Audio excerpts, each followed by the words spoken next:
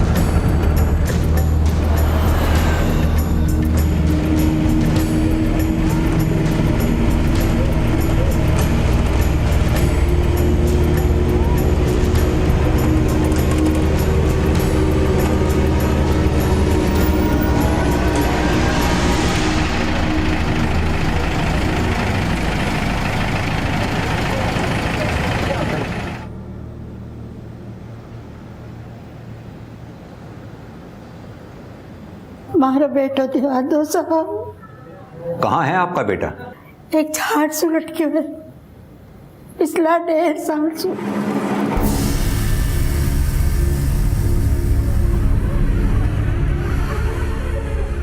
झाड़ से? जी साहब, झाड़ से।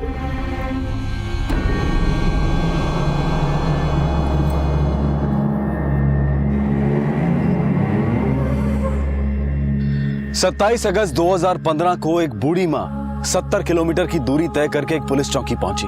उसकी शिकायत थी कि पिछले 18 महीने से उसके बेटे का शव एक पेड़ पर लटका है। क्या मजबूरी रही होगी इस माँ की जो वो इतनी लाचार थी, और क्यों एक मृतक के शरीर के साथ इस तरह का निर्मम बर्ताव हो रहा था। हमारे देश में आज भी ऐसे कई छोटे छोटे गांव हैं जिनके 70 किलोमीटर तक के रेडियस में भी कोई पुलिस व्यवस्था नहीं है। और जाहिर सी बात है कि जहां कानून व्यवस्था नहीं होती है वहां पर लोग अपने कानून खुद बना लेते हैं, और ऐसा ही कुछ हुआ इस बूढ़ी मां के साथ भी।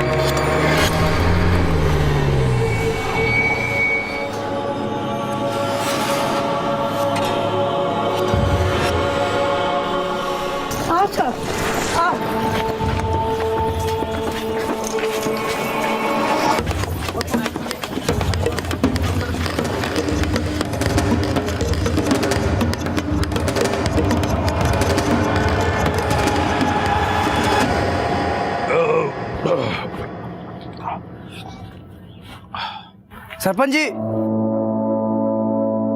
खम्बा गड़ी सा। सरपंच जी, उस बुढ़िया ने कोई काम धंधा तो है नहीं। पहले दिन रात अपने बेटे की लाश के नीचे बैठी रहती थी और अब घूमते घूमते शहर पहुंच गई और वहां से पुलिस ले आई। सरपंच जी, वो बात एकदम बर्दाश्त से बाहर है कि हमारे पुरखों के बनाए हुए रिवाज पे कोई टांग अड़ावे।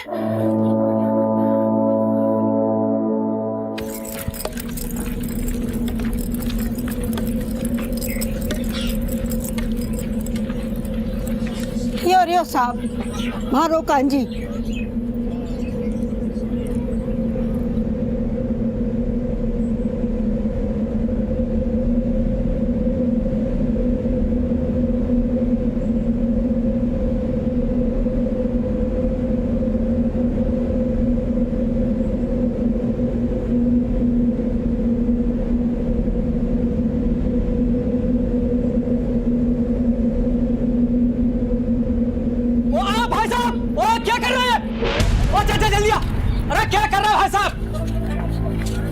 क्या हो रहा है? कुछ करने से पहले इजाजत ली है क्या? आप कौन? बड़े भाई लागे सुन इसका भाई से। ये टेकपुर है, यहाँ का कानून आपकी किताबों में ना मिलेगा। और गांव में तो घुस गए, पर यहाँ के मामलों में ना घुसने देंगे आपको। गांव को मान लो। अरे यो मारो बेटो तो, कांजी मारो बेटो तो, सारा भाई तो यो। साहब, मैंने मारो बेटो चावे। 9 महीना तक अपना खून से इन बेटा ने पालो। आज 18 महीना से यो पेड़ पे टंग रहे छे। सब लोग अपने रास्ते भूल गया, अपना रिश्तों कांजी से भूल गया। अरे रिश्तों से बड़ा होया रिवाज, हाँ? 1-2 रिश्तों की अहमियत तो कोई नहीं को। और तू इन सब मामलों में मत पड़ मां। बोल दे रहा हूं मैं तेरे को, तू कुछ मत कर। कौन न चालू मैं? मारो बेटो छो।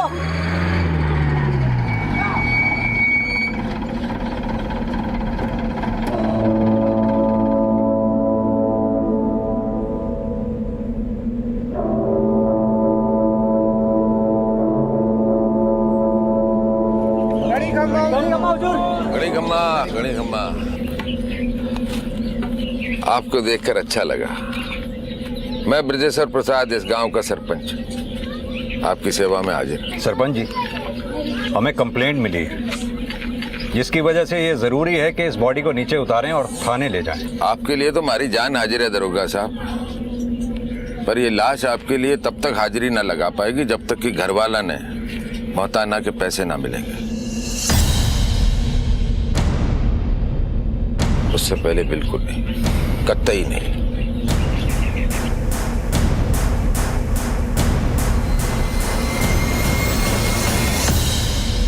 मौताना यानी मौत का मुआवजा। मौताना राजस्थान के भील समुदाय की बनाई हुई एक ऐसी प्रथा थी जिसमें अगर मजदूरी करते वक्त किसी की मृत्यु हो जाए तो उस जमीन के मालिक को मरने वाले के परिवार को हर्जाना देना पड़ता था। लेकिन समय के साथ इस परंपरा ने एक भयानक रूप ले लिया। अब मृतक के शरीर का अंतिम संस्कार तब तक नहीं किया जाता जब तक उसका हर्जाना वसूल नहीं हो जाता, और इसके लिए तरह तरह के हथकंडे अपनाए जाते हैं। आज जहां एक तरफ हम डिजिटल इंडिया की बात करते हैं, ग्लोबलाइजेशन की बात करते हैं, वहीं दूसरी तरफ आज भी हमारे देश में ऐसे कई गांव और प्रांत हैं जो रूढ़िवादी और झूठी परंपराओं की बेड़ियों में जकड़े हुए हैं, और मौताना भी एक ऐसी ही प्रथा का नाम है। कांजी के भाइयों को भी मौताना से मिलने वाली रकम का इंतजार था, लेकिन इस बार यह इंतजार 18 महीने का हो चुका था। कि कांजी की मौत कैसे हुई? नशेड़ी था, नशे की हालत में क्या कुछ कर जाता था कुछ पता नहीं चलता था। नशे और परेशानी ने उसे खुदकुशी करने पर मजबूर कर दिया। अब मैं एक माँ की परेशानी नू अच्छी तरह से समझू, पर क्या करूं? पुरखों की पुरानी परंपरा है, कैसे तोड़ूं? ये सब झूठ बोले हैं साहब। हमारा बेटा ने खुद कैसी को नहीं करी। आप गांव के सरपंच हैं, आपको तो कम से कम कानून की समझ होनी चाहिए। उल्टा आप इन लोगों का साथ दे रहे हैं, बढ़ावा दे रहे हैं, कानून तोड़ रहे हैं। अब जिस कानून की बात कर रहे हो ना दरोगा साहब, वो यहाँ से 70 किलोमीटर दूर आपकी चौकी पर खत्म हो जाता है। ये हमारे बाप दादाओं ने अपने हाथों से ये गांव बसाया है, और इस गांव के अंदर उनका ही कानून चलता आया है, उनका ही कानून चलता रहेगा। अगर आपको पकड़ना ही है ना तो जाओ उस जाकर रतन को पकड़ो। रतन? ये रतन कौन है? अरे वही कमीना जिसकी वजह से कांजी मारा गया। वो उसी के खेता में काम करता था। वो सुबह शाम उस पर बड़ा जुल्म करता था, मारता पीटता रहता था। गायब होने से एक दिन पहले तक वो उसी के खेता में काम कर रहा था। उसी ने उसको आत्महत्या करने पर मजबूर कर दिया। अब मौताना की बात आई तो गायब हो गया कहां से।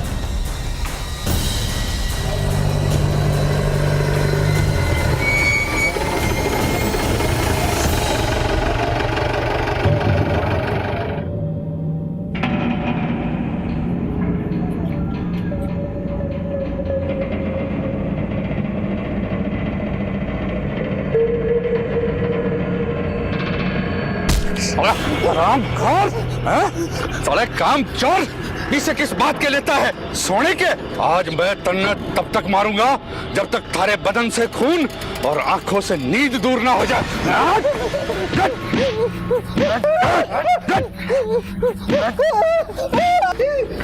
आज के बाद दिखाई मत पड़ना। उठाकर फेंक दो साले को बाहर।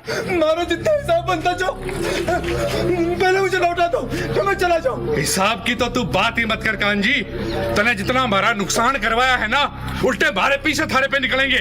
मालिक, जितना मेरा पैसा बनता चल उतना ही मांग रहा हूं, नहीं तो मरबा के बाद मेरी लाश तो देना पड़ेगा। यही वजह थी कि कांजी ने खुदकुशी कर ली। परिवार चलाना मुश्किल था, कर्ज में दबा हुआ था और रतन के जुल्मों को कब तक सह। ये रतन मिलेगा कहाँ? भवानी मंडी भाग गया था, लेकिन अभी भी उसका घर और जमीन यहाँ पर है।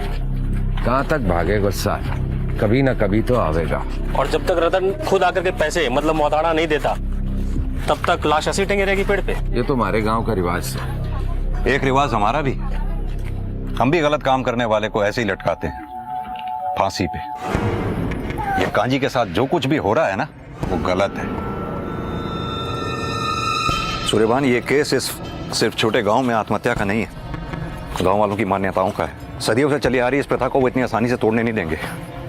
मुश्किल ये है कि हम चाह रहे हैं, गांव वालों से निपटना इतना आसान नहीं है। अगर कांजी को गांव से बाहर निकालना है तो हमें भी अपनी ताकत गांव वालों के बराबर करनी होगी। सर अगर आप कहें तो मैं एक्स्ट्रा फोर्स का इंतजाम करूँ। हाँ बिल्कुल सर। करो, बैठो जल्दी। चलो, एक्स्ट्रा फोर्स तो हमें मिल जाएगी सूर्यभान, पर शायद इस प्रोसेस में थोड़ा वक्त लगेगा। ये गांव भी तो कुछ ज्यादा दूर है अपनी चौकी से। तुम्हें क्या लगता है, कांजी को आत्महत्या करने के लिए किसी ने उकसाया होगा क्या? हो सकता है। साहब जी, कांजी मोटी चमड़ी का था। ऐसा हो ही नहीं सकता कि उसने आत्महत्या की हो। कांजी को जरूर किसी ने मारा है और साहब बलि का बकरा मन्ना बना दिया, इसीलिए मैंने गांव छोड़ना पड़ा। आप इतने यकीन के साथ कैसे कह सकते हैं कि कांजी को किसी ने मारा ही होगा? जब मैंने कांजी को नौकरी से निकाला तब वो 1 महीने तक गायब था। मैंने सोचा उसने किसी और जगह काम पकड़ लिया होगा और रात दिन दारू पीकर वहीं पड़ा रहता होगा। और साहब जी, अचानक उसके बारे में एक दिन एक खबर मिली।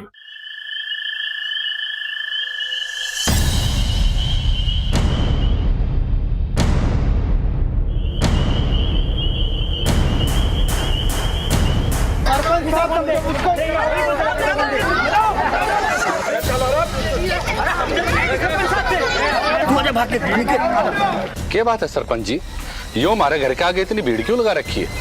हम लोग यहाँ पर कांजी की मौत का मौताना वसूलने आए थे। सारी एसेट के हिसाब से ज्यादा ना है, सिर्फ 11 लाख रुपए है। मारे से किस बात का मौताना? ना यो कांजी हमारे यहाँ काम करे था और ना इसकी लाश हमारी जमीन से मिली है। अरे क्यों झूठ बोले से रतन, मन्ने अच्छे तरीके से मालूम है कि कांजी थारे खेतों में 1 महीने पहले काम करता था और जिस दिन तूने उसको मार पीट के निकाला उस दिन से वो गायब है। तन्ने मार दिया कांजी को रतन, तारी मार की वजह से उसने आत्महत्या कर ली और उसने जो कुछ भी कहा था तन से वो मन्ने अच्छे से मालूम।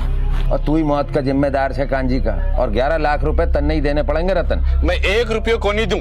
थे कान खोल के सुन दो सरपंच जी, कांजी को 1 भी पीसो हमारे ऊपर कौन नहीं निकले, बात खत्म। साहब जी, एक बोरी में खुद को बांध के फिर एक पेड़ से लटक कर कौन मरता है? और जहां कांजी की लाश मिली वहां उसकी लाश 1 दिन पहले तक क्यों नहीं थी? और अगर उसी दिन वो लाश उस पेड़ तक पहुंची तो कांजी 1 महीने तक कहां था? साहब जी ये 100% मर्डर है। ये लोग मुझे फंसाकर हमारा रुपया लूटना चाहते हैं और ये रुपया 4 लोगों में बटेगा, पंचायत, कांजी की घरवाली और उसके 2 भाइयों में। साहब जी हो ना हो इनमें से ही मारा किसी ने कांजी को। रतन के बयान ने इस केस को एक नया मोड़ दे दिया, क्योंकि मुआवजे की रकम हत्या का प्रमुख कारण लग रहा था। इसलिए उस रकम के जितने भी दावेदार थे, पुलिस ने उन सब की छानबीन शुरू कर दी। साहब ये सब पन्ना के कारण हुआ है। मेरा बेटा कांजी पन्ना को बहुत प्यार करता था, पर शायद ये सब पन्ना के लिए काफी नहीं था। अगर वो भी चाहती तो क्या अपने पति को 18 महीने तक एक झाड़ से लटका रहने देती?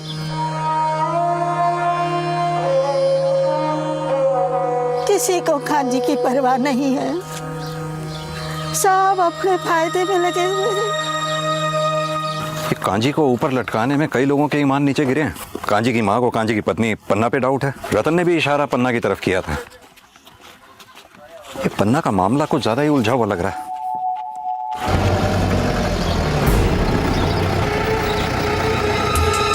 कांजी शराबी था साहब, पीने के बाद वो क्या करेगा इस बात का कोनो भरोसा ना था। हो सकता है शराब पीकर खुद ही लटक गया हो पेड़ से।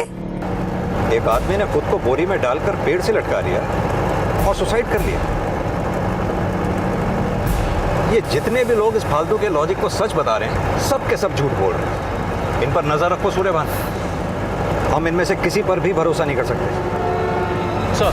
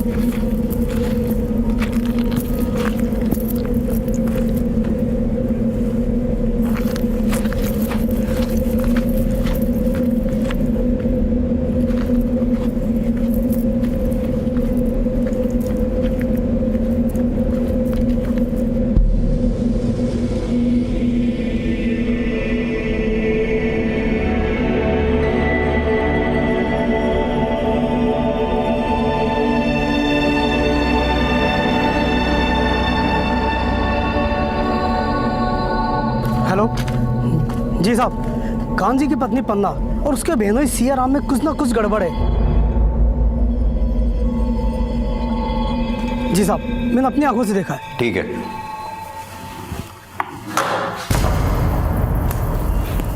इसका मतलब कांजी की पत्नी पन्ना का चक्कर सियाराम के साथ चल रहा है।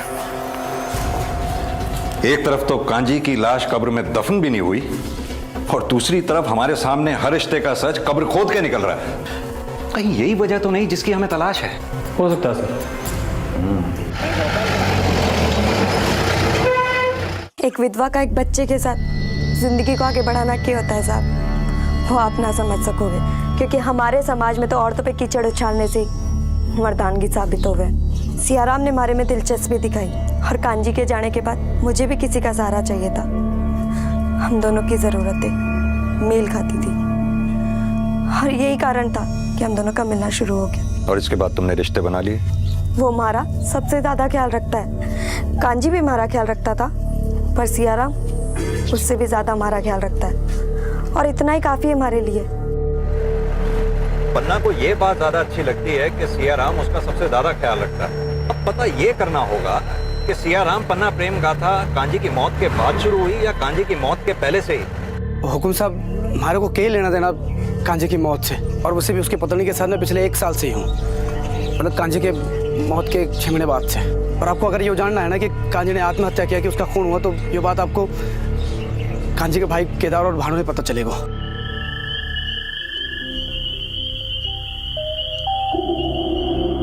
क्योंकि लाश सबसे पहले उन्होंने देखी हो और उनने बोलियो गांव वालों ने कि कांजे ने आत्महत्या कर लियो। हाँ साहब, सबसे पहले भानु और केदार ने देखा था, उन लोगों ने फिर हम सबको बताया, फिर हम लोग लाश लेकर रतन के घर गए मोताना मांगने। भानु और केदार दोनों के ऊपर बहुत कर्ज है साहब।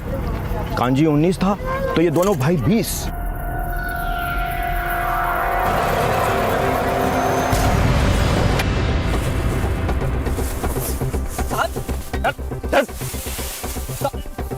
तुम दोनों ने साथ मिलकर कांजी को ऊपर लटकाया, अगर वो बोरी में डाले जाने से पहले मर चुका था। आप क्या बोल रहे हो? कहीं को नहीं समझ में आ रहे हो साहब। कोई बात नहीं, ये सुनने की आदत है हमें। ये केस सॉल्व हो ना हो, मगर तुम दोनों के मौताने में हमारा हिस्सा पक्का है। साहब मैं सब बता दूंगा साहब, मारो मत साहब, मैं सब बता दूंगा। बता। साहब ये बात सच है कि हमारे ऊपर बहुत कर्ज है, गांव में हर आदमी के ऊपर कर्ज है साहब, पर मैंने कांजी को ना मारियो साहब। तो फिर किसने मारा? साहब वो उस दिन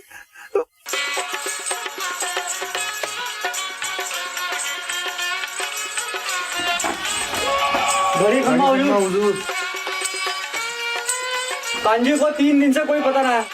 तमाया बात करके गए थे। तमाया बताओ सरपंच जी। तारा भाई मिल जावे को, पहले हमारे साथ चलो, हमारे कुआं ने साफ करके आओ। चलो चलो ठीक है। चलो।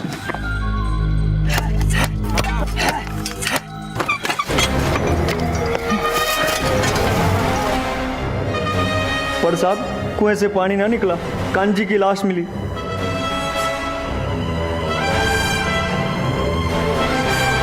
सरपंच ने हमें कहा कि ये लाश हमारी सारी मुसीबतों ने ख़त्म कर सके है।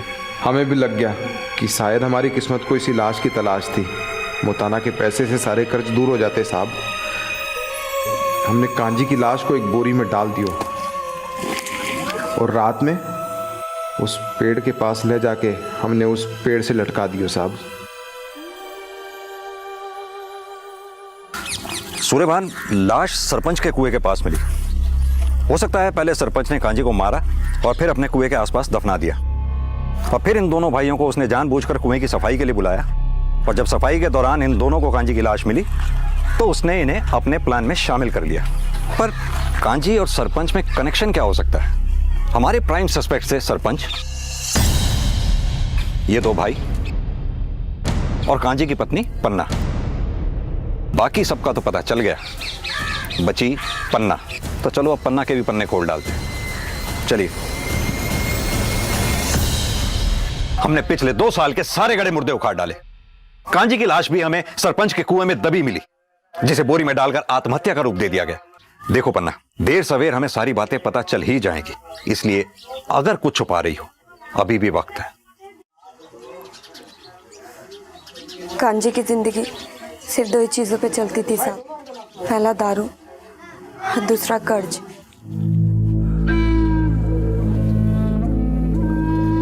ये तो खाली हो गई कांजी, और पिएगा? एक काम कर, अपनी घरवाली ने लेके आ, और जोर से भूख लाग रही है।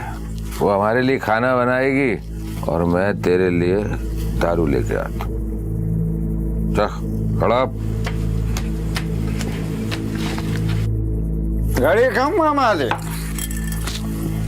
मालिक ये रही मारी लोकाई, खाना एकदम चौको बनावे मालिक। वो तो हम इससे बनवा ही लेंगे, हमारे को जो बनवाना है। तू ये दारू पी पी। मैं इसको रसोई दिखा के आता हूँ।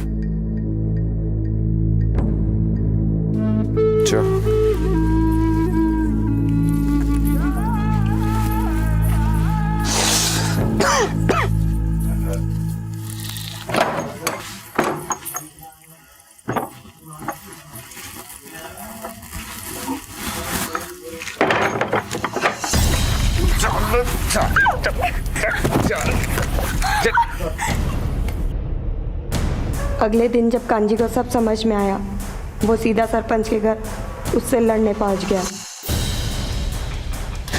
ये क्या किया तने मारे साथ? तने मारी को धोखा देके मारी लुकाई के साथ।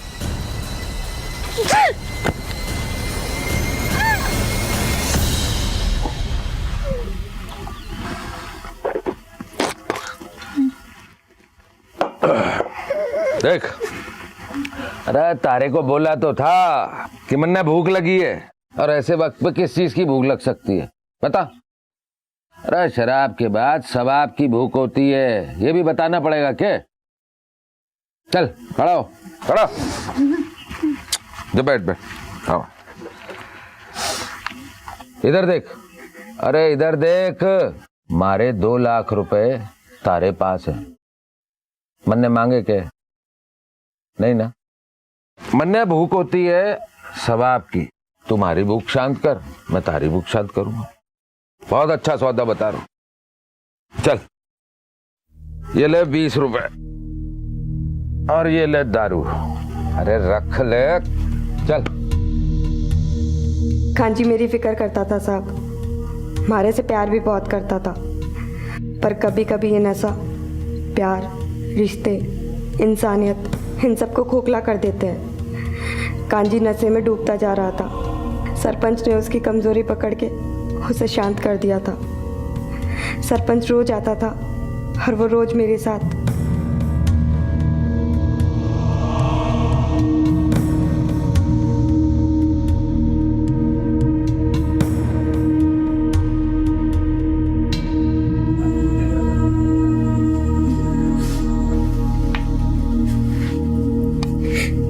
हम जात से भी छोटे और पैसे से भी गरीब है साहब। कई महीनों तक ऐसा चलता रहा, पर जिस दिन कांजी गायब हुआ उसके ठीक 2 दिन पहले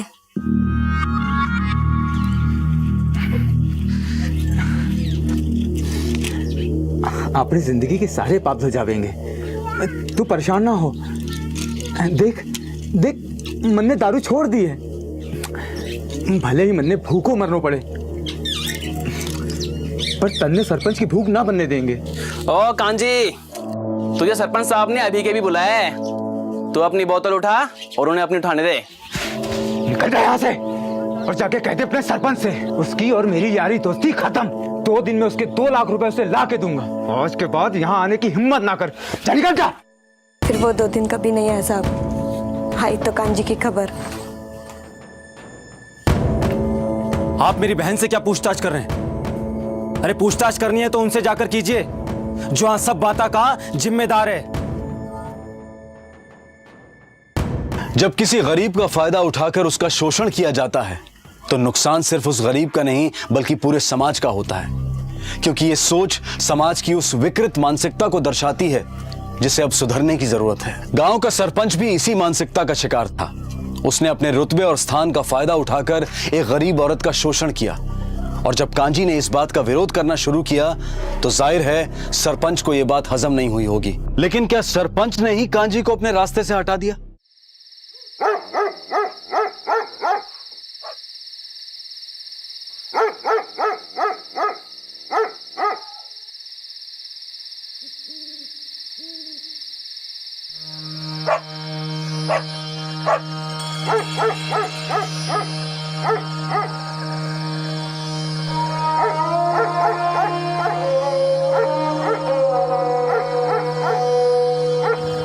काजी बेटा, लालच के आगे सारा रिश्ता मर गया है।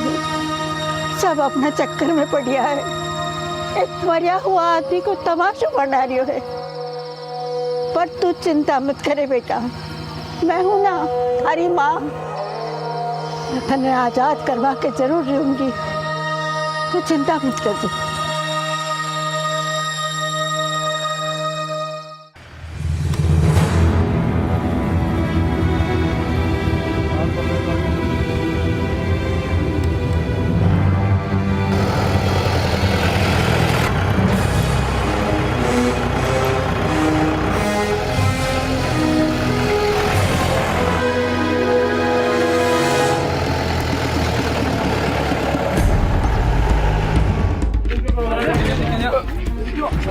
पीछे करो इसको, पीछे करो, पीछे करो, पीछे करो। आराम से आराम आराम से से, आराम से, आराम से। आराम से। पीछे करो, हट। पीछे चल, पीछे। आराम से, आराम से, आराम से, आराम से। जैसे इसको अंदर बंद कर। अम्मा जी, पोस्टमार्टम के बाद आपको आपका बेटा सौंप देंगे, और हो सकता है शायद तब तक खूनी भी कानून की गिरफ्त में हो।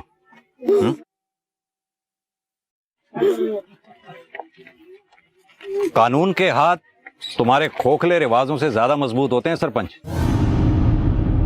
सूर्यभान, सरपंच के लिए पंचायत बैठाओ, उठा के ले जाओ इसे। हमें गड़े मुर्दे उखाड़ने के लिए कुएं की जरूरत नहीं पड़ती सरपंच, ले जाइए। चलो।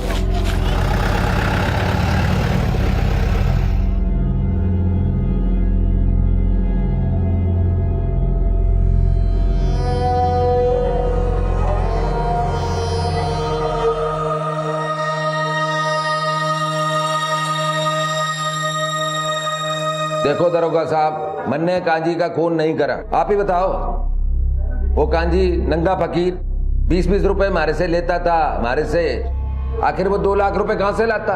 अरे उसकी लुगाई झूठ बोल रही है। वो अपने छोटे भाई उपेंद्र को बचा रही है। उपेंद्र और कांजी का झगड़ा था। साले कमीन, मेरी बहन को सरपंच के पास, तेरी मजाल, सरपंच के पास। उपेंद्र को मारे और पन्ना के बीच में जो कुछ चल रहा था वो सब पता चल चुका था, इसीलिए उसने कांजी को पीटा भी था।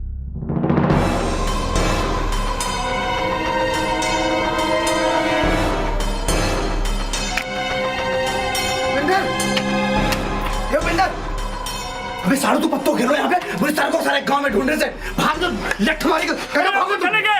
अब तक क्या लगा?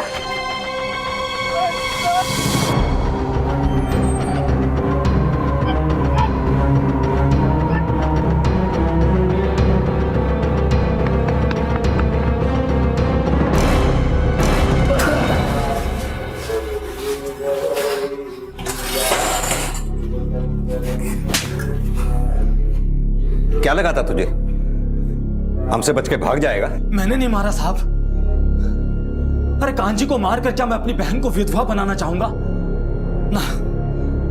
हाँ, मेरा खून जरूर खोला था जब मैंने अपनी बहन और सरपंच के बारे में सुना, लेकिन मुझे पता था कि मेरे चाल लेने से कुछ भी नहीं होगा। मेरी बहन एक दलदल में फंस चुकी थी सिर्फ कांजी की वजह से, इसलिए मैंने उससे बात करना बंद कर दिया। गायब होने के ठीक 2 दिन पहले कांजी मेरे पास आया। मन्ने दारू छोड़ दी उपेंद्र, मेरा भरोसा कर, भूखों मर जाऊंगा लेकिन कभी शराब को हाथ न लगाऊंगा। मन्ने कसम खाई है, 2 दिन में 2 लाख रुपए का इंतजाम हो जाएगा, मैं जाके सरपंच को लौटा दूंगा। अब पन्ना को वहां जाने की कोई जरूरत नहीं, भरोसा कर मुझ पे, विश्वास कर मुझ पे। फिर वो गायब हो गए और फिर एक दिन पेड़ से उसकी लाश लटकी हुई मिली। हमने लगा कि उसने जानबूझकर खुदकुशी की है ताकि मोताने से मिले पैसों से मेरी बहन की जिंदगी ठीक हो जाए। मुझे इस बात का अंदाजा भी नहीं था कि उसने आत्महत्या नहीं की है, बल्कि उसकी हत्या हुई है।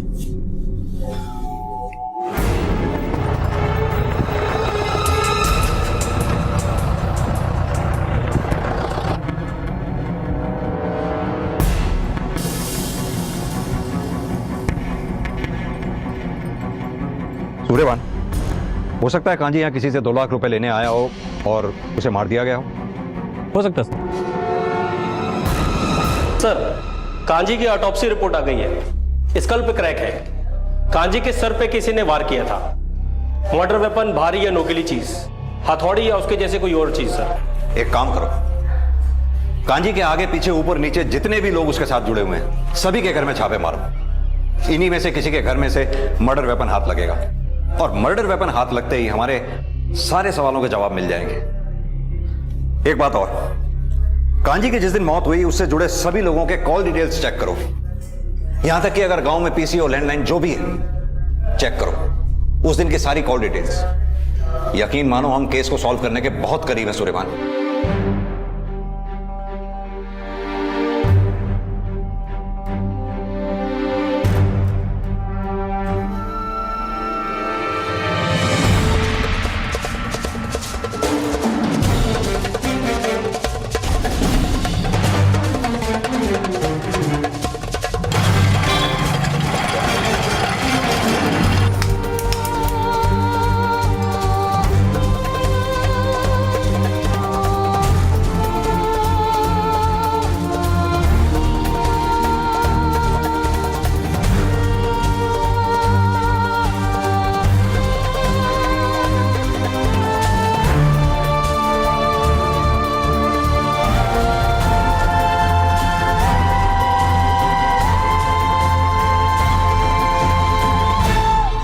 सियाराम, खैर मनाइयो कि इन हथौड़ी और कुल्हाड़ी पर कांजी के खून के निशान ना निकले, वरना वो तो मरने के बाद लटका था, तुझे जीते जी लटका दूंगा। चलो सूर्यबान। सर रिपोर्ट आ चुकी है। लोहार के यहां से मिले कुल्हाड़ी के हैंडल में ब्लड ट्रेसेस मिले हैं जो कांजी के डीएनए से मैच करते हैं सर। क्या? साहब ये कुल्हाड़ी तो मैंने सियाराम ने आके बेची थी। तुझे कैसे पता कि इतने सारे औजारों में यही कुल्हाड़ी तुझे सियाराम ने बेची थी? साहब मैं तो बढ़ई और मिस्त्री का छोटे मोटे औजारी बनाऊं, कुल्हाड़ी तो कभी बनाई नहीं। कुल्हाड़ी भारी थी सो रख लिया, सोचे कि गला दूंगा। सर कॉल रिकॉर्ड्स आ चुकी हैं। हत्या के दिन कांजी और सियाराम के बीच बातचीत हुई थी और ठीक उसी रात सियाराम को मोबाइल लोकेशन उसी जगह पे एक्टिव था, कुएं के पास, और लोहार के पास से मिली कुल्हाड़ी भी सियाराम की ही है सर। इसका मतलब सियाराम ने ही कांजी को मारा है। इतने दिन से इधर उधर दौड़ा रहा है, हमें बेवकूफ समझता है क्या? या तू ज्यादा चालाक है? बोल दू साहब, सब बोलूंगा। मैंने मारियो कांजी को साहब, मैंने मारियो कांजी को।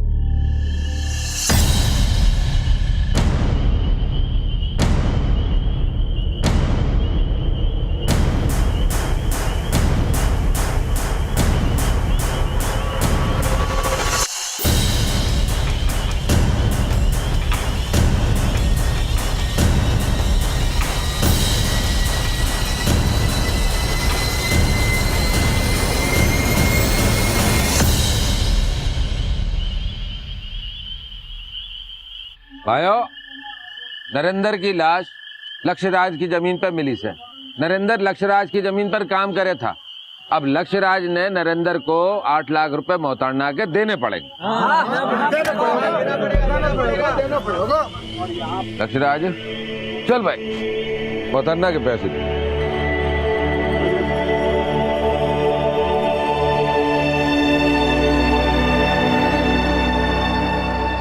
देख, मैंने सब पता है सियाराम, तूने खुद ही मारा है नरेंद्र ने, ताकि उसकी मौत का मोहताड़ा वसूल सके।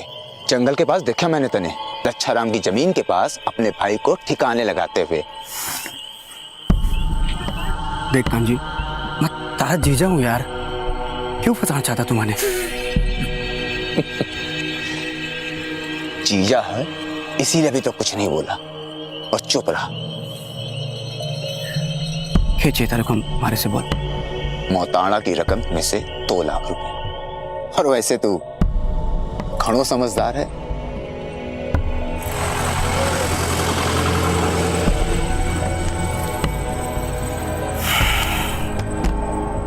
समझदार तुम खड़ो हूँ कांजी। हेलो कांजी, तो बात सुन, काम कर पुरानी बावड़ी के पास में, देता हूँ तारे को 2 लाख।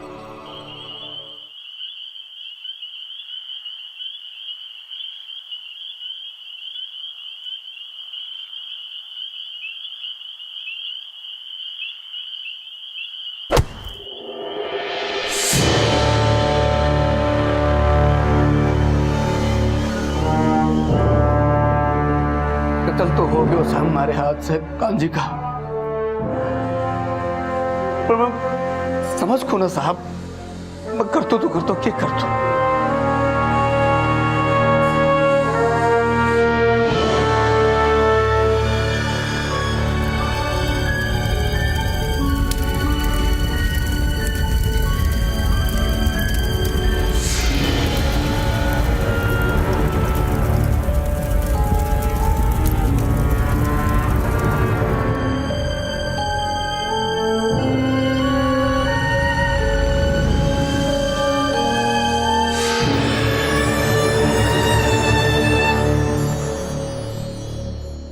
हमारा देश अपनी पौराणिक कथाओं, संस्कृति और रीति रिवाज के लिए जाना जाता है, और ये रीति रिवाज समाज और इंसान की भलाई के लिए बनाए गए थे। लेकिन आज कुछ लोग लालच में आकर अपने फायदे के लिए इन्हीं प्रथाओं का गलत उपयोग करने लगे, और यही वजह है कि मौताना जैसी प्रथाएं आज एक व्यवसाय बन गई।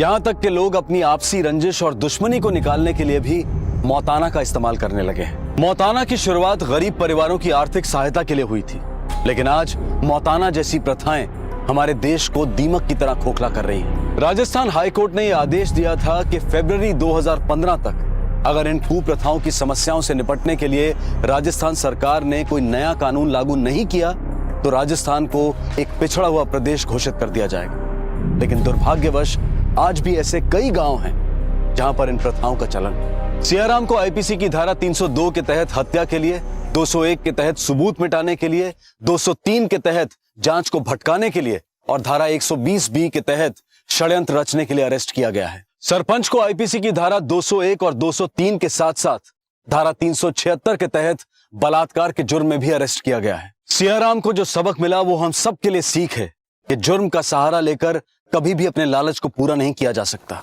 क्योंकि इससे एक नहीं बल्कि कई जिंदगियां बर्बाद हो सकती हैं। आपसे फिर मुलाकात होगी अगले एपिसोड में एक और चौंका देने वाले केस के साथ। तब तक अपना ख्याल रखें और देखते रहें क्राइम पेट्रोल। सबक एक को, सीख हम सबको। जय Hind. For more updates, subscribe to our channel, click the show links and enjoy watching the videos.